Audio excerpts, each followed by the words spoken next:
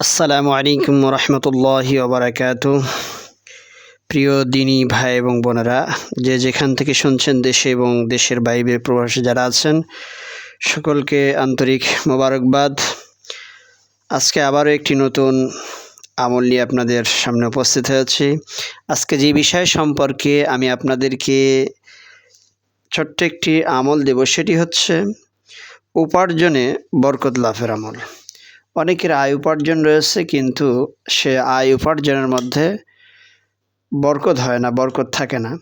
তো কিভাবে আমাদের আয় রুজির মধ্যে আল্লাহ রাব্বুল আলামিন বরকত দেবেন, সেই বরকত লাভের আমল সম্পর্কে আমি আপনাদেরকে তথ্য দেব।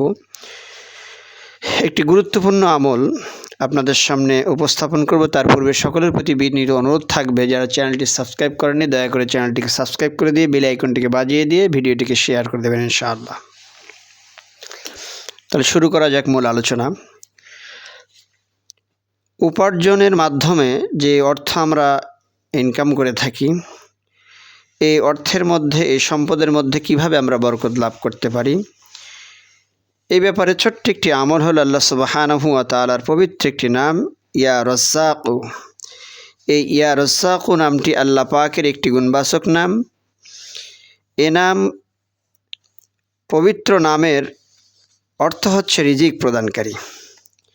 এই পবিত্র নামের অর্থটাই হচ্ছে রিজিক প্রদানকারী। আল্লাহ পাকই মানুষের রিজিক দিয়ে থাকেন। কৃষিকাজ, ব্যবসা বাণিজ্য, চাকরি বাকরি, যে যেখানে যে কর্মই করেন না কেন, প্রত্যেকটি কর্মের মাধ্যমে মানুষ তার জীবিকা নির্বাহ করে থাকে। এসবই রিজিকের উৎস। এই কারণে আল্লাহ পাকের এ নামটি বেশি করে পাঠ করলে এ নামের বরকতে বেশি পরিমাণে রিজিক লাভ হয়ে থাকে, আয় উপার্জন বৃদ্ধি পেয়ে থাকে, এবং সে আয় উপার্জনের মধ্যে আল্লাহ রাব্বুল আলামিন আধিক্যতা দান করেন, প্রাচুর্যতা দান করেন, অর্থাৎ বারাকা দান করেন।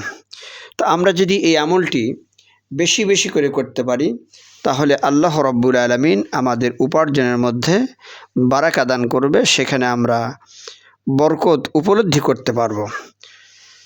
ছোট্ট একটি আমল, অবশ্যই আপনারা এই আমলটি করবেন, ইনশাআল্লাহ ফায়দা পাবেন।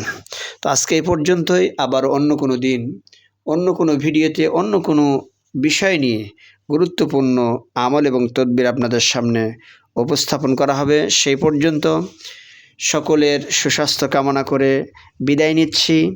আসসালামু আলাইকুম ওয়া রাহমাতুল্লাহি ওয়া বারাকাতুহু।